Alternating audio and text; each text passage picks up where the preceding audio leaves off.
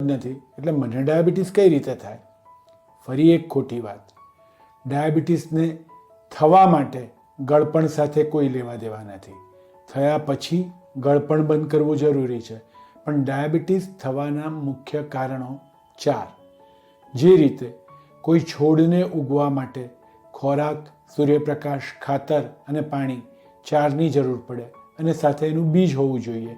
એ જ રીતે ડાયાબિટીસ માટે જીન્સ હોવા જોઈએ. આપણે ટાઈપ 2 ડાયાબિટીસની વાત કરીએ છીએ. ભારતમાં અને એશિયામાં મોટાભાગના લોકોમાં આ જીન્સ એટલે કે વારસાગત ડાયાબિટીસ હોય છે, ભલે આપણા વારસામાં એની હિસ્ટ્રી હોય કે ના હોય.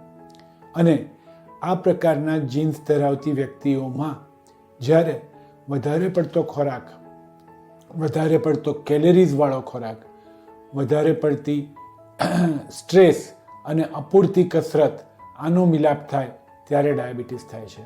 એટલે કે નાની ઉંમરે, સ્કૂલ ગોઈંગ એજ અથવા કોલેજ જવાની ઉંમરે જો વધારે પડતી સ્ટ્રેસ, અપૂરતી કસરત અને ખૂબ કેલરીઝવાળો ખોરાક ખાધો હોય તો ડાયાબિટીસ થવાનો ચાન્સ હોય છે.